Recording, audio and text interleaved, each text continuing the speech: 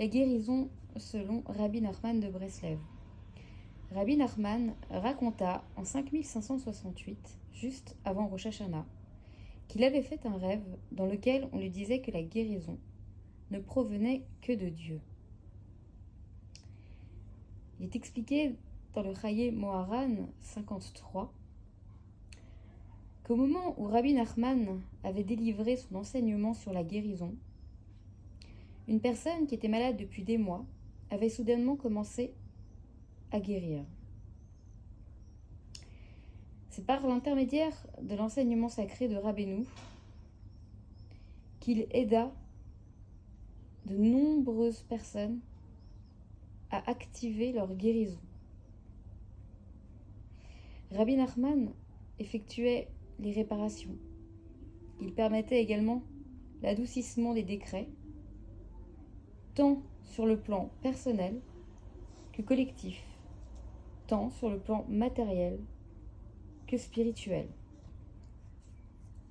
Dans la Torah 5 du Likutei Moharan, deuxième partie, Rabbi Nachman nous enseigne que l'essentiel est la foi, que tout homme doit se forcer à se renforcer dans sa foi.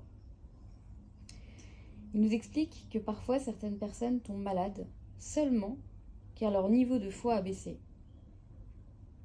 Malheureusement, cette défaillance de la foi peut entraîner de terribles souffrances chez une personne. Et hélas, nul remède, nulle prière, ni aucun mérite des pères ne peut soulager ces souffrances. Rabbi Nachman nous explique que tous les remèdes sont élaborés à partir des plantes, qui, elles, ne poussent qu'en vertu de la foi, comme cela nous est enseigné dans le Ta'anit 8a.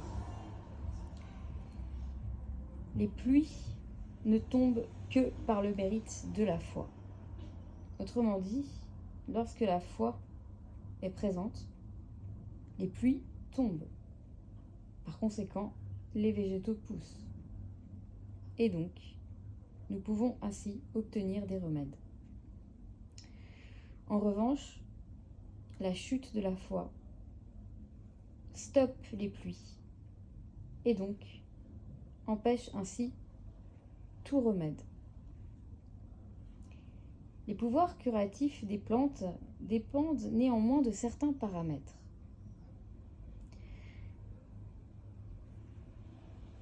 Les pouvoirs curatifs vont pouvoir être utilisés uniquement chez certaines plantes en fonction de leur cycle. Chez d'autres plantes, cela va dépendre de critères géographiques. Donc, Rabbi Nachman nous explique que le pouvoir de guérison de ces plantes ne va donc dépendre que de conditions temporelles et géographiques. Ce déroulement de cette classification s'appelle Seder Zraim, l'ordre des plantes. Et cet ordre des plantes ne dépend que de la foi. C'est pareil pour la prière. Comme il est écrit dans Shemot, ses mains furent foi, que le Targum traduit par élevé en prière. Idem pour le mérite des pères. Il est écrit dans le Cantique, chapitre 2, « Les bourgeons sont devenus visibles sur la terre ». Les bourgeons vont faire référence au Père, comme l'indique le Zohar. Par conséquent, chez un homme dont la foi serait faible, les remèdes, la prière ou le mérite des pères, malheureusement, ne seraient d'aucune utilité. Car tous ces remèdes sont tirés uniquement de la foi. Parfois, les plaintes et les cris des malades aident à éveiller la miséricorde divine. Mais malheureusement, pas dans ce cas-là. Rabbi Nachman nous dit que l'essence même de la guérison réside dans une juste combinaison des éléments naturels, donc des 4 éléments, le feu, l'eau, l'air et la terre. Évidemment, seul un très grand sage pourra donc doser précisément, d'après la médecine des éléments, chaque manquement d'éléments contenus dans chaque plante.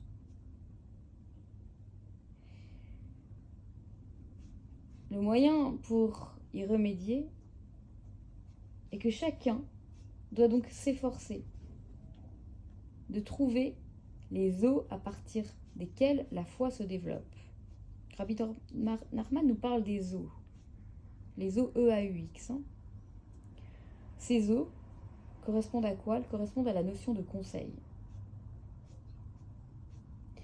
Cette notion de conseil est justement à l'origine de l'élévation de la foi, comme l'indique le prophète Isaïe. Je veux louer ton nom, car tu as accompli des merveilles, des conseils de foi. La foi donc ne peut se développer que grâce aux conseils qui correspondent, eux, à la dimension profonde du cœur.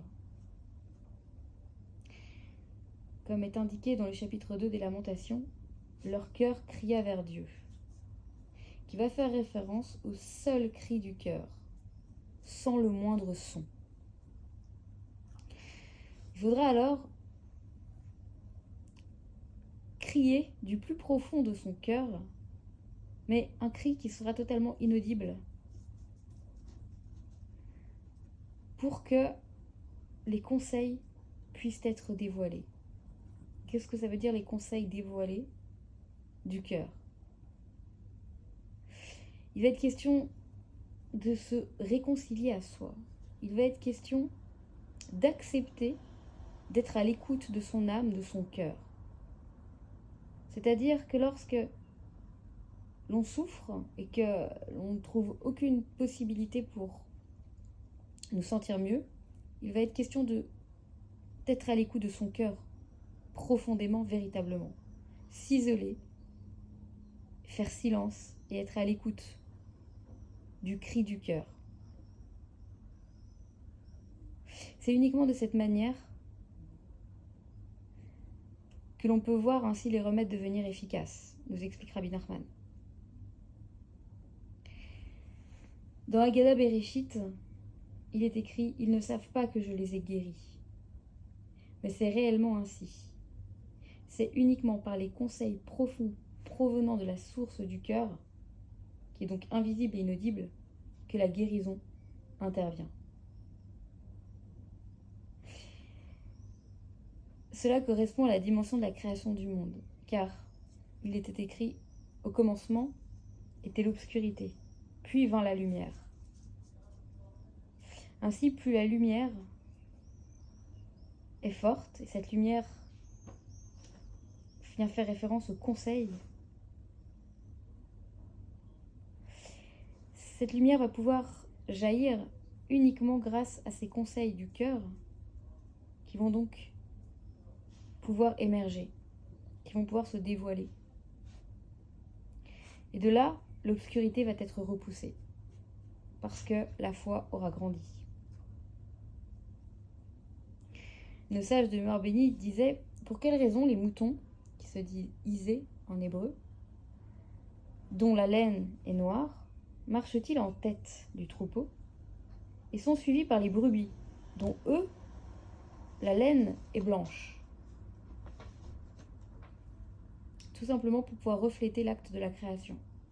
Car d'abord, il y eut l'obscurité, et ensuite, la lumière a suivi.